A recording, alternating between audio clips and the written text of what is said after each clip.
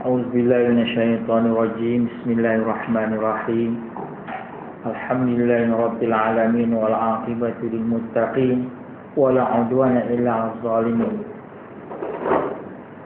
Rabbi shrah li sadri wa yassir li amri wahlul 'uqdatam min lisani yafqahu qawli wasaddiq lisani wahdi qalbi bi haqqi sayyidina Muhammadin sallallahu alaihi wasallam, amma ba'du.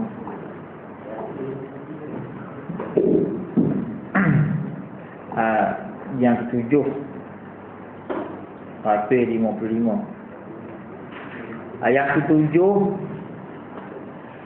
beriman bahawa para rasul tidak memiliki sesuatu perkara yang khusus yang dimiliki oleh uluhiyah, iaitu ketuhanan.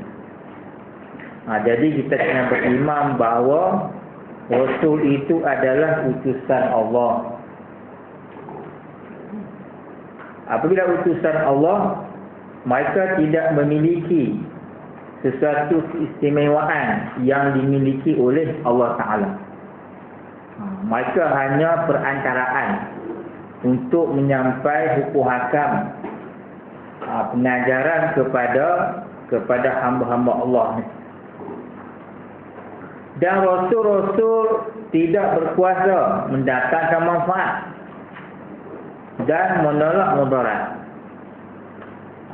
Yang mukjizat tu Allah Ta'ala anugerah mukjizat kepada para Nabi untuk membenarkan kata dia itu Nabi, Rasul daripada Allah. Itu je. Sebab dengan datang mukjizat nak bagi orang beriman. Padahal Rasul, Nabi dan Rasul tidak berkuasa mendatangkan manfaat dan menolak mudarat daripada manusia itu. Yang mendatangkan manfaat, menolak mudarat itu hanya Allah Ta'ala sahaja. Dengan kehendak Allah, kecuali dengan kehendak Allah, dengan izin Allah barulah mereka boleh. Semua dengan izin Allah. Dan Rasul-Rasul itu juga tidak mengetahui perkara-perkara yang gaib, benda-benda yang gaib. Jadi benda-benda yang gaib ini dipanggil benda yang sam'iyah, yang kita dengar daripada Quran dan hadis. Benda sam'iyah ni apa dia? Syurga, neraka, azab kubur, siksa kubur, bangkit daripada kubur, pada mahsyar, sirat, haud. Semua itu benda ghaib, benda ghaibiat, ataupun benda yang sama'iyat, yang kita dengar daripada Quran hadis, yang kita tak nampak dengan mata kepala kita. Tapi benda semua itu benda sama'iyat, wajib kita beriman walaupun kita tak nampak. Sebab Quran mencerita, Nabi mencerita benda itu, wajib beriman. Melainkan apa yang Allah Ta'ala telah beritahu kepada mereka itu, kecuali benda gaib itu yang Allah Ta'ala beritahu kepada para Nabi dan Rasul, barulah Nabi dan Rasul itu beritahu kepada manusia sekalian. Firman Allah Ta'ala, "Qul la amliku li nafsi naf'an wa la dharra illa ma syaa Allah, wa la kuntu a'lamul ghaiba la astakthartu minal khair wa ma massani yasu in ana illa nazirun wa bashirun liqaumin yu'minun." Katakanlah wahai Muhammad, aku tidak berkuasa mendatangkan manfaat bagi diriku dan tidak dapat menolak mudarat, kata Allah kepada Rasul, kecuali apa yang dikehendaki oleh Allah. Dan kalau aku mengetahui perkara-perkara yang gaib, tentulah aku akan mengumpulkan dengan banyaknya benda-benda yang mendatangkan faedah, dan tentulah aku tidak ditimpa kesusahan. Nabi kata kalau aku tahu benda gaib, Nabi ini tak ditimpa dengan sebarang kesusahan, senang melaka. Sebab dia tahu. Kalau pergi itu Di Taif ada orang nak baling batu dan sebagainya. Maka Nabi tak pergi. Kalau dia tu benar ghaib. Tapi benar ghaib, Nabi tak ketahui. Nabi tak ketahui benda itu adalah mutlak daripada Allah Ta'ala yang mendatangkan faedah, dan tentulah aku tidak ditimpa kesusahan. Aku ini tidak lain hanyalah pesuruh Allah. Fazakir, kata Allah kepada Nabi, fazakir, berilah peringatan. Allah Ta'ala suruh Nabi bagi peringatan kepada manusia tentang apa? Tentang syurga, tentang neraka, hukum hakam dan sebagainya. Innama anta muzakir, sesungguhnya anta muzakir, kamu wahai Nabi, muzakir, orang yang memberi peringatan. Siapa yang taat kepada Allah, tempat dia syurga, derhaka kepada Allah, tempat dia neraka. Nabi bagi tahu semua tu, muzakir. Lasta alaihim bimusaitir, Nabi tak boleh paksa supaya orang tu nak beriman pada Allah. Nabi tak ada kuasa tu. Kalau Nabi ada kuasa tu, Nabi dapat menyelamatkan Abu Talib, pak saudara dia, kan? Cari saja beriman terus. Tapi Nabi tak ada kuasa tu. Taufik hidayah tu milik Allah, walaupun orang tu yang dekat dengan Nabi sekalipun. Yang memberi amalan bagi orang-orang yang ingkar. Orang yang ingkar, yang derhaka kepada Allah, tempat mereka neraka lah. Dan membawa berita gembira bagi orang-orang yang beriman. Yang beriman dan beramal soleh, tempat mereka adalah syurga. Allah Ta'ala berfirman juga, A'udzubillahi minasyaitonirrajim. Alimul ghaib wala yuzhiru ala ghaibi ahada illa man irtada min rasulih fa innahu yasluku min baini yadayhi wa min khalfihi rasada. Rajim. Tuhanlah sahaja yang mengetahui segala yang ghaib. Benda ghaib, bila kita nak mati kita tak tahu. Benda ghaib. Bila nak berlaku kiamat kita tak tahu. Benda ghaib. Esok nak berlaku apa pun kita tak tahu sebab benda ghaib.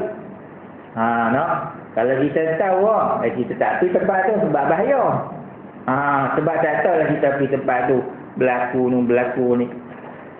Maka ia tidak memberitahu perkara yang gaib yang diketahuinya itu kepada sesiapa pun, melainkan kepada mana-mana rasul yang diridainya Allah, untuk mengetahui sebahagian dari perkara gaib yang berkaitan dengan tugasnya. Apabila Tuhan hendak melakukan yang demikian, maka sesungguhnya ia mengadakan di hadapan dan di belakang rasul-rasul itu malaikat. Nabi diawasi, dipelihara, dijagai oleh para malaikat. Yang ke-8, bahawa beriman bahawa para rasul itu adalah maksum. Apa dia maksum? Tidak melakukan sebarang dosa, kecil ataupun besar. Maksum, terpelihara. Dan terpelihara diri mereka dari apa saja sifat dan tabiat yang boleh mencacatkan agama dan menjejaskan ketaatan mereka terhadap Allah.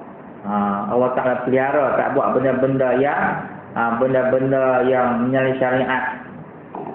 Atau tanggungjawab mereka menyampaikan risalah kerasulan yang dibebankan Allah kepada mereka.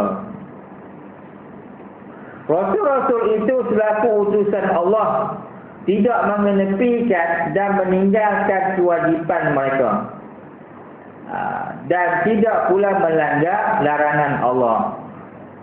Hak diwajib kepada mereka, mereka buat. Walaupun mereka itu Nabi dan Rasul, kekasih Allah, dekat dengan Allah, tapi benda yang wajib tetap buat. Tak gugur. dan tidak pula melanggar larangan Allah. Larangan Allah maka tak buat, maka tinggalkan. Dan juga tidak melakukan sesuatu perbuatan yang bertentangan dengan akhlak yang luhur dan terpuji, tidak melakukan sebarang pengkhianatan. Wa ma kana linabiyyin an yahun, dan tiadalah patut bagi seorang nabi itu disangkakan khianat. Nabi dia tak pernah melakukan tidak pernah melakukan khianat. Sebab mereka ada 4 perkara: sidik, amanah, tabligh dan fatanah. Sidik, amanah. Amanah tu sifat wajib bagi Rasul. Maka mereka tak berlaku khianat. Firman Allah tersebut mengandungi pengertian bahawa Rasul-Rasul itu mempunyai tanggungjawab dan sifat-sifat kepimpinan, iaitu sidik, benar, tabligh, menyampai, amanah, kepercayaan, fatanah, bijaksana, dan lain-lain dari akhlak yang mesti ada pada seorang Rasul. 4 sifat tu wajiblah. Sidik, amanah, tabligh, fatanah itu sifat yang wajib bagi Rasul, dan ada sifat mustahil atas Rasul 4 lawan dia. Lawan dia. Ya, kemudian ada sifat harus bagi Rasul 9. Maka semua itu duduk dalam kalimah Muhammadur Rasulullah 9. Tidak dalam tu. Firman Allah mengenai kesiddiqan Rasul dan keluruhan akhlak mereka. A'udzubillahi minasyaitonirrajim. Wadhkur fil kitab Ismail innahu kana shadiqal wa'di wa kana rasulan nabiyya. Dan bacakanlah wahai Muhammad di dalam kitab Quran ini perihal Nabi Ismail. Nabi Ismail disebut nama dia dalam Al-Quran, iaitu anak kepada Nabi Ibrahim. Ibu dia bernama Siti Hajar. Sesungguhnya ia adalah benar menepati janji. Menepati janji. Apabila Nabi Ibrahim berkata kepada Nabi Ismail, Allah Ta'ala perintah kepada aku menyembelihkan kamu. Kata Nabi Ismail kepada Nabi Ibrahim, wahai ayahku, laksanakanlah perintah Allah yang diwajib kepada kamu. Sampai satu tempat, Nabi Ismail ni direda dengan ketentuan Allah. Maka Nabi Ibrahim mengambil pisau untuk nak menyembelih Nabi Ismail. Itu perintah Allah. Kata riwayat pisau yang Nabi Ibrahim pegang untuk nak menyembelih Nabi Ismail, pisau itu dia tak makan tak makan. Kemudian dia ditukar dengan kibas dari syurga. Kibas daripada syurga. Kata riwayat, pisau yang Nabi Ismail pegang tu, kalau tetap kayu ke pokok dia akan terputus. Cukup tajam, paling tajam. Tapi dengan perintah Allah, pisau itu tidak memberi kesan kecuali dengan izin daripada Allah Subhanahu Wa Taala. Pisau itu dipanggil usaha dan ikhtiar. Hakikat yang memberi bekas adalah Allah Ta'ala, zat Allah. Benda-benda ni tak memberi bekas. Nasi, sifat tajam, nasi, semua-semua tu tidak memberi bekas. Yang memberi bekas adalah zat Allah, qudrat Allah Ta'ala. Itu. Nabi dan adalah ia Nabi Ismail ni seorang Rasul lagi berpangkat Nabi. Nabi Ismail adalah anak sulung Nabi Ibrahim yang mempunyai beberapa keistimewaan. Di antaranya ialah sifat menepati janji.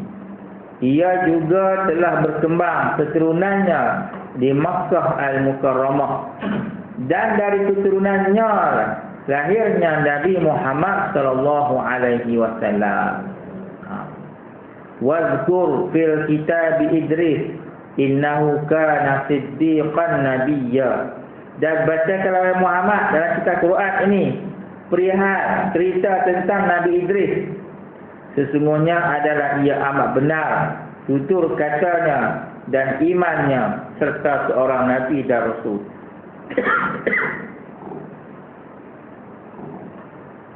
Nabi Idris yang mempunyai sifat-sifat yang terpuji dan telah ditinggikan pangkatnya ke peringkat yang tinggi darjat. Beliau terdahulu zaman daripada zaman Nabi Nuh. Zaman sebelum zaman Nabi Nuh lagi. Adam, Idris, Nuh, kata baru Nuh. Nabi Idris lah satu ketika Iblis mai kat dia nak uji Nabi Idris. Kata Iblis, adakah Allah Ta'ala mampu memasukkan gajah dalam lubang jarum? Jadi Nabi Idris kata, Nabi Idris dia cucuk mata Iblis. Sebab tu Iblis mata dia tu buta belah. Sebab Nabi Idris cucuk dia. Jadi kudrat Allah Ta'ala ni tidak ta'aluk kepada benda yang mustahil. Kudrat Allah Ta'ala dia ta'aluk kepada benda yang harus. Kata Nabi Idris mampu. Allah Ta'ala mampu masuk gajah dalam lubang jarum. Kemudian Nabi Idris cucuk dia punya mata Iblis. Dalam kitab juga bahawa kudrat Allah Ta'ala tidak ta'aluk kepada benda yang mustahil. Apa dia mustahil? Contoh, adakah Allah Ta'ala mampu untuk mengadakan syarik, mengadakan Tuhan yang lain daripada Allah? Itu mustahil. Maka jawapan dia, kita jawab, kudrat Allah Ta'ala tidak ta'aluk kepada benda yang mustahil. Habis dia ta'aluk kepada benda yang harus. Kudrat Allah tidak ta'aluk kepada benda yang wajib hakiki, iaitu zat Allah. Zat Allah itu wajib hakiki lah. Kalau tanya, adakah Allah Ta'ala mampu mencipta dia sendiri? Kita jawab, kudrat Allah tidak ta'aluk kepada wajib hakiki, iaitu zat Allah dan sifatnya sendiri. Zat Allah qadim, sifat Allah pun qadim. Dan kudrat itu tidak ta'aluk kepada benda yang mustahil. Dia ta'aluk kepada benda yang harus. Apa dia harus? Harus benda yang mungkin. Apa dia mungkin? Benda ni antara tiada kemudian ada. Lepas ada, tak ada. Itu mungkin lah.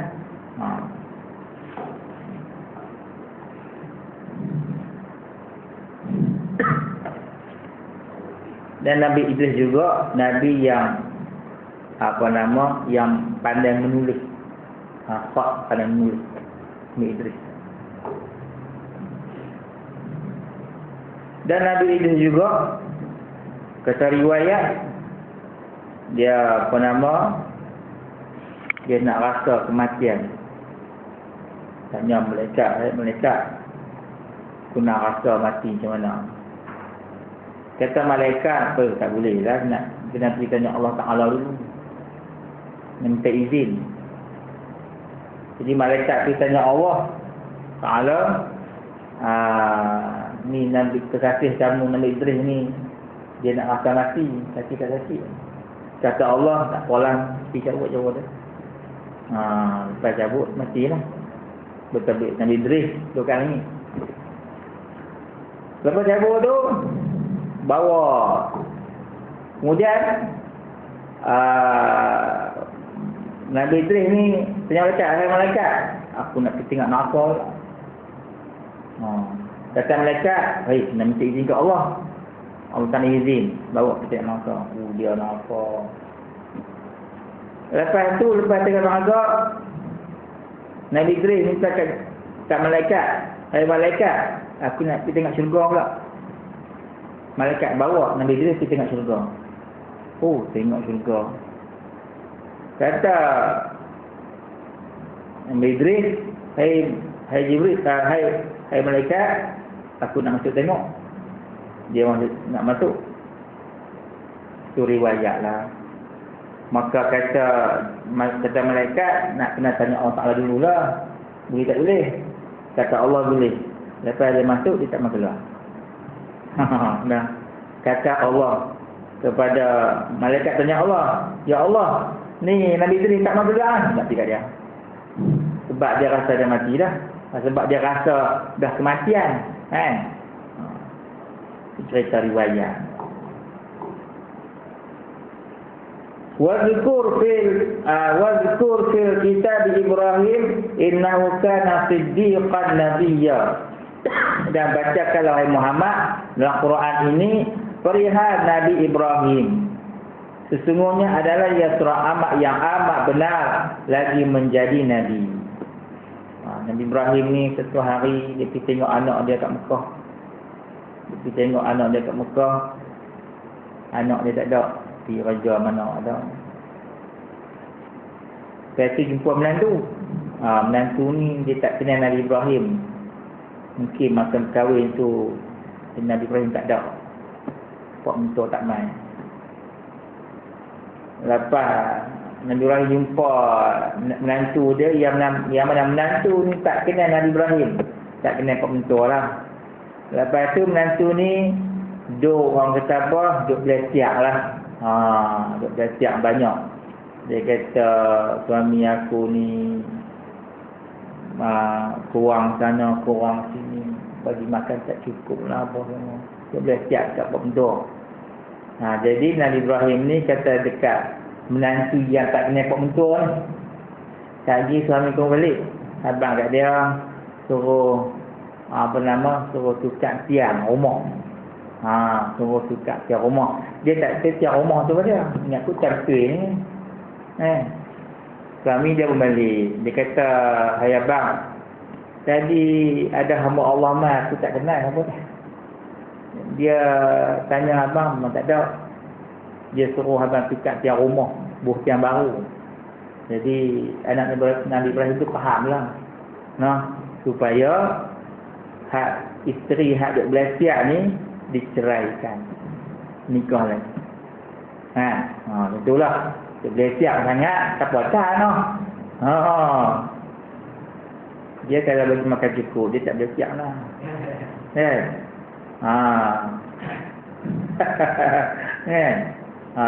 Bagi cukup, tak cukup tu duk masalah lah. Kemudian lepas dia anak Ibrahim, dia lepas saat tu dia menikah lain. Lepas menikah lain, Nabi Ibrahim main pula pun macam tu juga. Menantu tak kenal pak mentua. Tanya Ibrahim, "Mana semayangmu?" Dia nanti dia kata, "Suami aku ni dia kerja." Dia kerja banyak. Saya 2 kali email tak jumpa. Tak apalah, kata Nabi Ibrahim, "Lagi suami kamu." Jadi menantu ni hak isteri baru ni. Dia ceritakan Nabi Ibrahim, dia kata, "Suami aku ni baiklah, yang semua lengkap, sempurna, baiklah semua." Kata Nabi Ibrahim kat menantu, "Lagi suami kembali, suruh kekalkan tiang rumah ni, kekal. Jangan ditukar apa dah. Tiang elok dah." Maka suami dia berbalik, dia beritahu. Maka anak dia faham lah. Kata ayah dia suruh kekalkan isteri hak baru ni. Tapi kadang-kadang orang perempuan ni dia duk duk cakap banyak, belecak banyak pun kita kena senyap. Sebab apa? Sebab tanggungjawab kita diambil. Tanggungjawab kita apa dia? Tanggungjawab kita ni adalah cari wang ringgit, jaga anak, masak, basuh baju, mengurus rumah. Itu kerja seorang suami pada hakikatnya. Tapi dah disebabkan kita sibuk cari kerja kat luar, mereka ambil alih kerja kita. Jadi kalau bersiap, kita senyap. Macam mana Sayyidina Umar, isteri dia bersiap macam tu lah. Jadi sahabat tengok, Sayyidina Umar ni takut bini ni. Sebab bini dia bersiap, dia senyap. Tapi depan kami main, jarang. Cengat. Lepas bersiap tu, isteri dia pun pergi. Sayyidina Umar, kami nak tanya. Nampak cengat, sangat berani. Tapi bini dia bersiap senyap. Takut ke? Kata Sayyidina Umar, aku bukan takut. Sebab kerja aku diambil alih. Jaga anak. Masak rumah tu kerja suami. Tapi sekiranya mereka minta upah. Ni menyusukan anak pun kalau menyusukan anak, kalau mereka minta upah, suami kena bagi upah. Dia orang perempuan ni kerja mereka satu je, layan suami. Tu kerja hakiki dia. Daripada tu semua kerja suami. Tapi dia diambil alih, maka kalau dia belecak tu senyap. Tapi dia belecak pun tak lama dah. Habis belecak tu senyap. Kata suami ni dia dia nak berlawan lah. Ada tahu apa lah, dia senyap lah.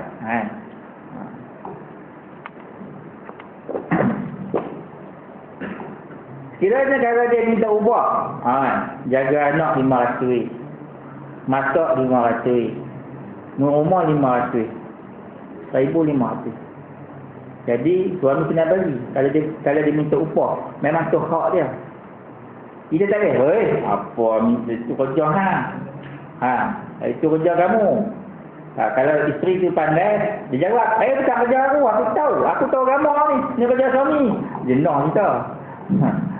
Tapi dah mereka tak boleh tahu benda-benda macam tu. Buat suka rela.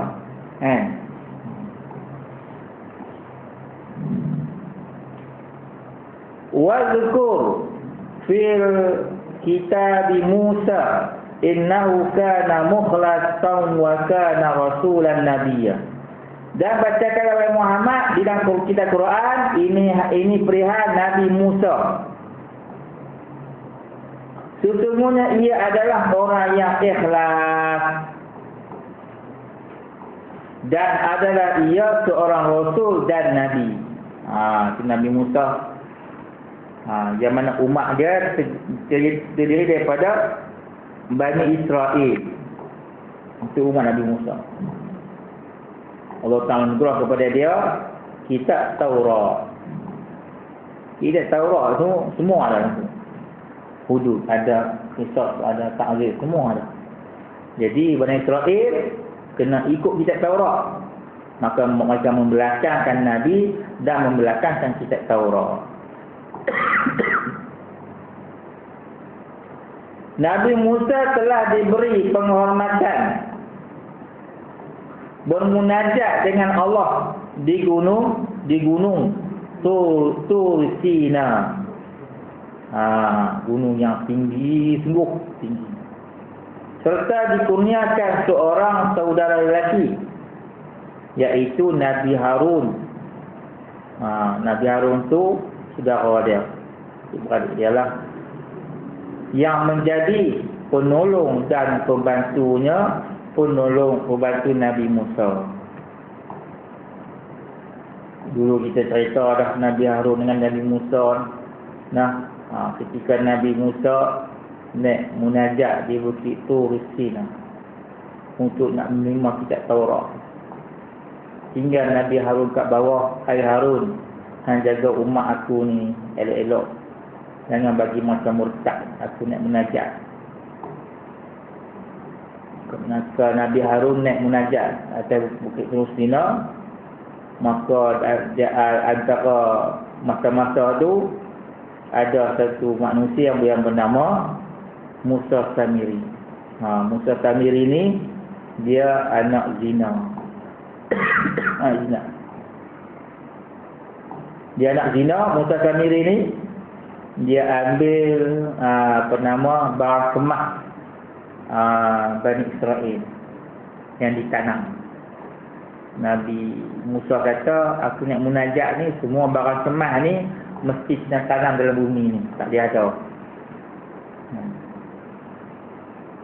Maka Musa Samiri ni dia pergi orang ambil dia. Lepas tu dia minta dekat orang-orang Bani Israel perempuan. Mah yang sempat dilari ketika mana Firaun dengan tentera dia mereka kejar Nabi Musa dengan umat dia Bani Israel. Maka ketika mereka nak lari tu, Bani Israel ni dapat ambil mah bawa lari. Mah itulah Musa Samiri ni dia tempur mah tu buat anak lembu emas. Kemudian Musa Samiri ni dia ambil tanah liat yang dipijak oleh kuda, yang mana kuda tu pernah ditunggangi oleh malaikat Jibril ketika Nabi Musa melalui Laut Merah. Dia nampak bekas-bekas tapak tu.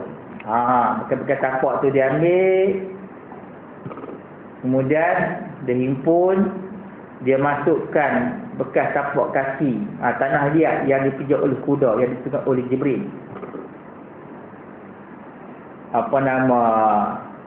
Kuda Nabi Musa, dia nak pergi tak boleh sebab laut yang dibelah. Kemudian Allah Ta'ala hantar malaikat dengan kuda betina. Jibril naik kuda betina tu lah. Jadi Nabi Musa naik kuda jantan. Dia tengok kuda betina, dia ada saja. Dia ligat tu lah. Sebab apa ligat? Sebab kuda tu tengok kuda betina tu, dia ligat lah. Dia kata dah, maka lepas belah sana. Ambil tanah liat, himpun, kemudian dimasukkan dalam mulut anak lembu emas. Lepas dimasukkan, anak lembu emas tu boleh bercakap. Dia kata lah, aku Tuhan kamu lah, apa semua lah. Jadi Bani Israel ni, hebatnya anak lembu emas boleh cakap. Semua pakat sembah. Anak lembu emas. Murtad dia. Nabi Musa turun. Jadi murtad. Sembah anak lembu emas. Nabi Musa pergi Nabi Harun. Hai Harun, hang tak jaga kau umat aku ni. Nabi Harun kata, aku jaga dah, aku nasihat, aku ni seorang. Mereka pun nak bunuh aku. Nabi Musa ni dia pegang bernama janggut Nabi Harun. Janggut Nabi Harun ni sampai ke pusat. Jadi janggut sampai ke pusat ni sunnah lah. Tapi takat lah tak ada lah orang yang ke pusat ni. Ada? Tak ada. Sunnah. Tak. Kalau kita ada janggut panjang, orang tengok gerun. Salah satu sifat orang Islam yang orang kafir gerun adalah janggut. Kalau taruh lagi panjang, lagi dia gerun. Budak tengok pun lari. Itu benar.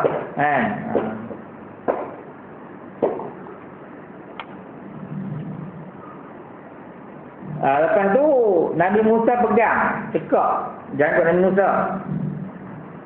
Jadi Nabi Musa kata, janganlah kamu pegang, la ta'khudh bi lihyati. Nak pegang janggut aku ni. Dia tak bagilah. Aku jaga ada, dia pun tak dengar. Maka hak semua anak lemah tu, maka Nabi Musa ni mengadu kepada Allah, ya Allah, mereka pakai murtad habis pula daripada agama Allah, agama Islam. Agama Islam ni maksudnya agama ni tunjuk daripada Nabi Adam ni, Islam ni. Agama apa nama Nabi Adam dengan dia semua daripada semua agama Islam. Islam tu makna selamat. Selamat. Agama Allah. Cuma syariat yang tak sama. Syariat Nabi Adam, Nabi Musa, Nabi Isa, semua syariat tak sama. Tapi dia punya akidah semua sama, iaitu mengesahkan Allah. Jadi kata Nabi Musa kepada Allah, ya Allah, umat aku habis murtad. Jadi mereka nak bertaubat. Maka kata Allah ke Nabi Musa, kalau nak bertaubat, syarat nak terima taubat, kamu kena membunuh sesama sendiri. Bunuh. Lepas tu Nabi Musa kata, ya Allah, macam mana mereka nak bunuh sesama sendiri? Ni ayah, ni abang, ni anak, tak sampai hati nak bersama sendiri.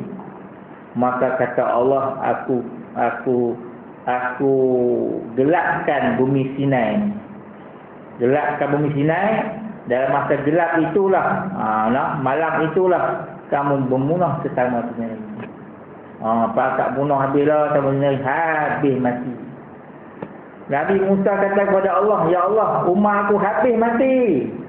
Tinggal berapa orang saja.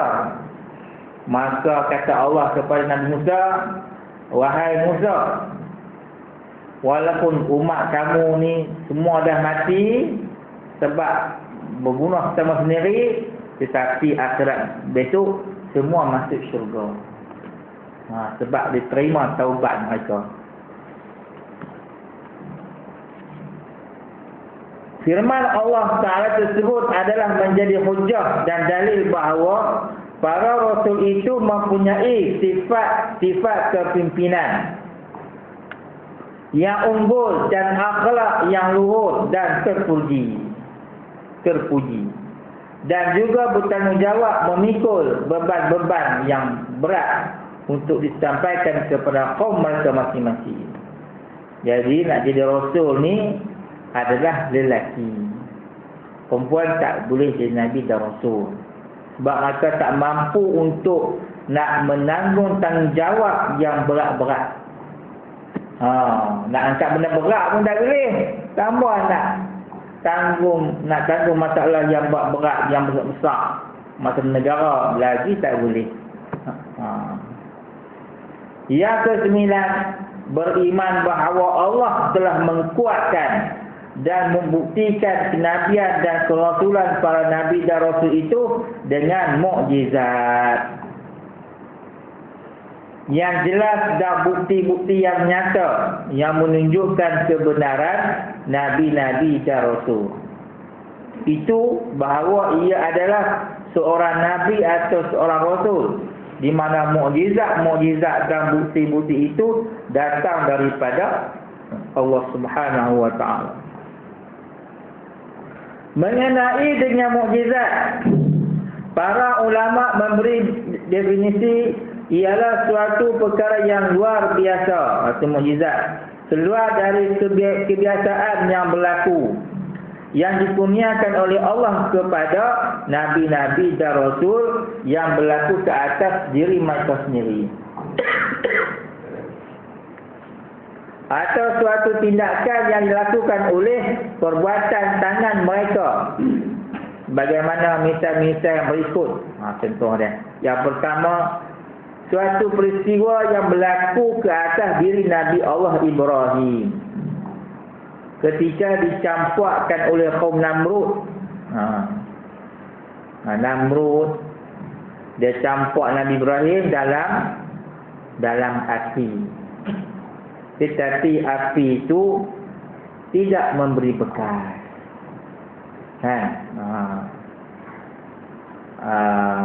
Dan Nabi Ibrahim Dia baca apa dalam api tu? Kuni bardan wa salaman ala Ibrahim.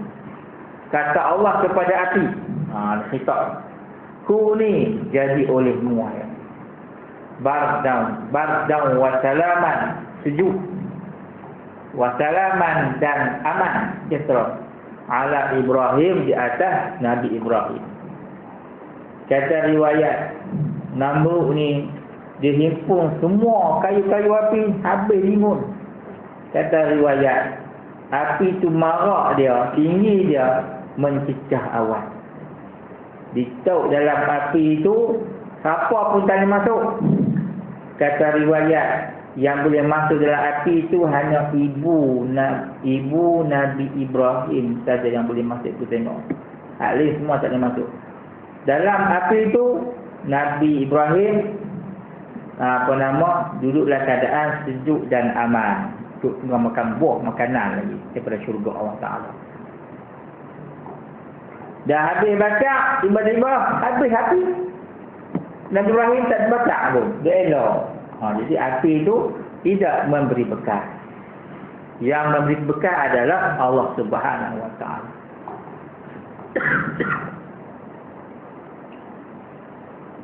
Beliau tidak merasa sedikit pun panas, dan tidak pula terbakar tubuh Nabi Ibrahim, tak terbakar langsung. Dan peristiwa ini Allah berfirman, A'udzubillahi minasyaitonirrajim, qalu harriquhu wansuru alihatakum in kuntum fa'ili, qulna ya naru kuni bardan wa salaman ala Ibrahim. Setelah tidak dapat berhujah, Namrud dia kalah berhujah dengan Nabi Ibrahim. Ketua-ketua mereka berkata, bakarlah dia dan bilalah Tuhan-Tuhan kamu, dan belalah Tuhan-Tuhan kamu, jika betul kamu mahu bertindak membelanya. Setelah Nabi Ibrahim dicapak ke dalam api, kami berfirman, kata Allah, hai api. Allah berfirman kita kepada api itu, jadilah engkau sejuk serta selamat sejahtera kepada Nabi Ibrahim. Nabi Ibrahim ni pada awal dia kahwin dengan Siti Sarah. Yang kedua, dia kahwin dengan Siti Hajar. Siti Hajar tu mungkin saya dah cerita dah, saya tak tahu.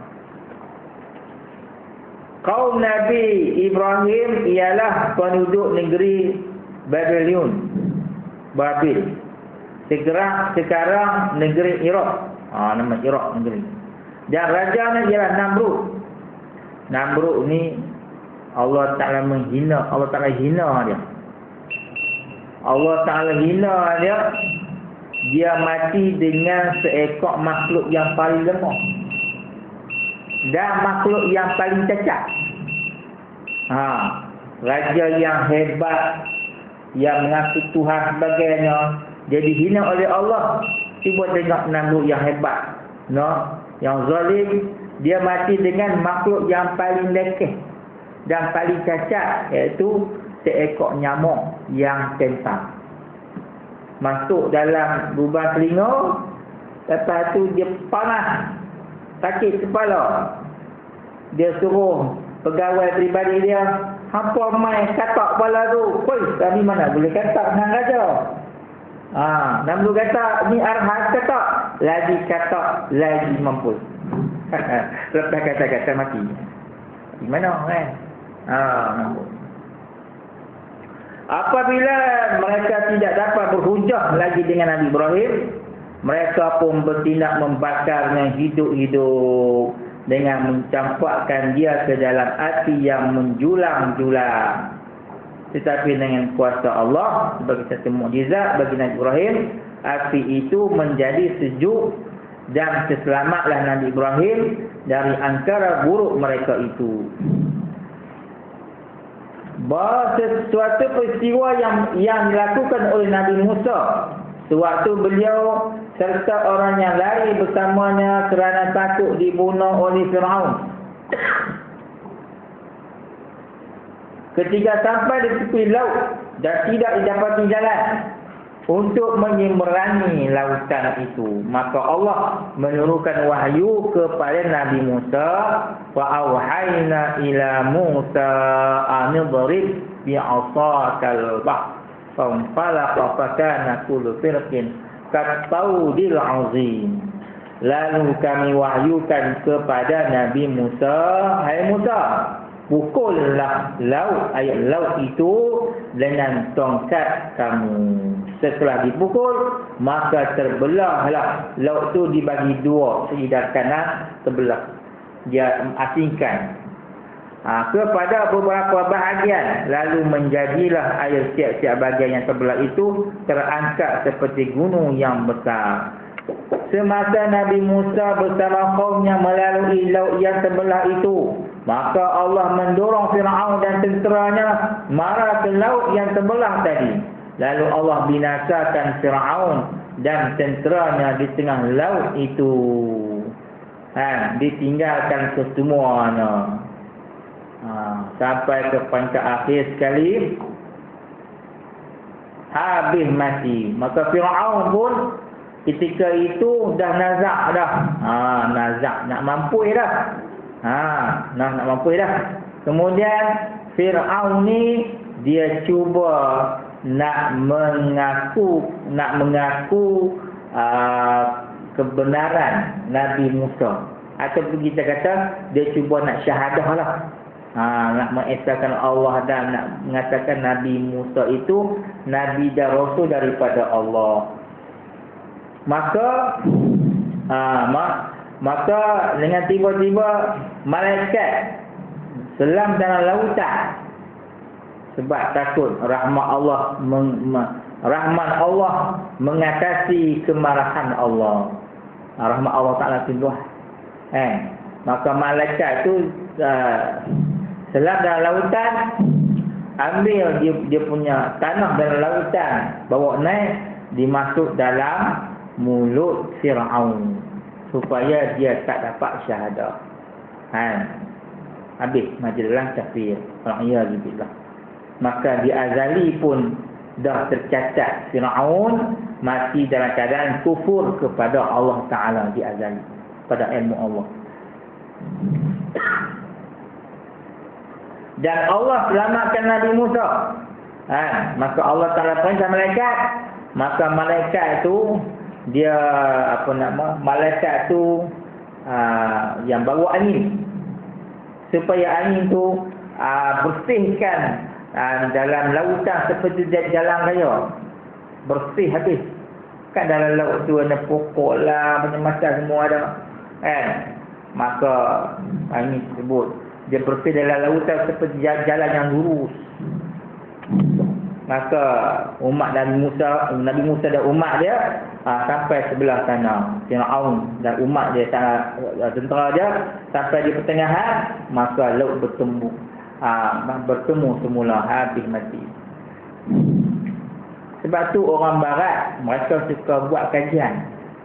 Orang barat pakar-pakar penyelam, maka selam tu tengok tempat lautan yang sebelah tu. Maka selam tengok memang dalam lautan sampai ke hujung sana semua ada kereta kuda. Ada perayu, ada wamah, ada tiga, macam-macam semua ada dalam hutan tu.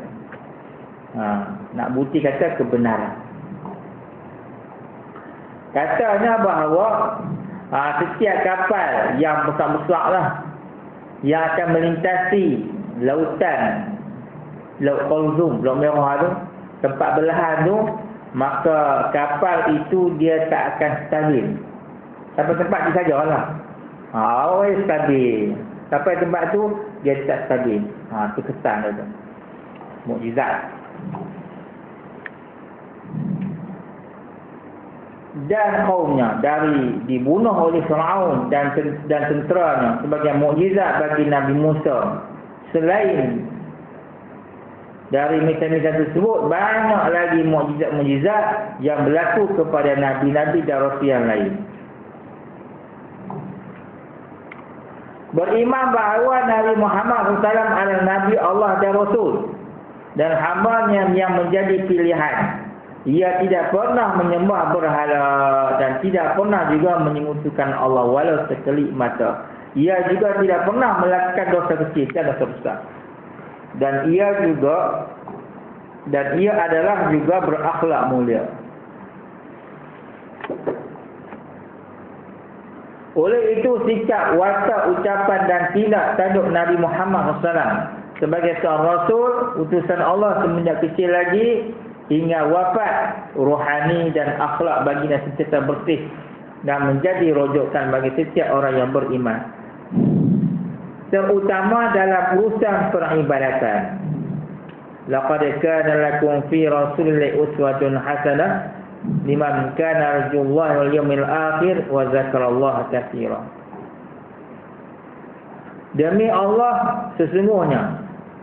Demi sesungguhnya adalah bagi kamu pada diri Rasulullah itu contoh ikutan yang baik, yaitu bagi orang yang sentiasa mengharapkan keredaan Allah dan balasan baik, dan kepada hari akhirat, serta ia pula menyebut dan memperingati Allah banyak-banyak dalam masa susah dan senang.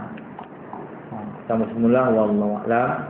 A'udzubillahi minasyaitonir rajim. Bismillahirrahmanirrahim. Alhamdulillah wassalatu wassalamu ala asyrafil anbiya'i wal mursalin wa ala alihi wa sahbihi ajma'in. Allahumma fa'd bima 'allamtana wa 'allimna ma yanfa'una warzuqna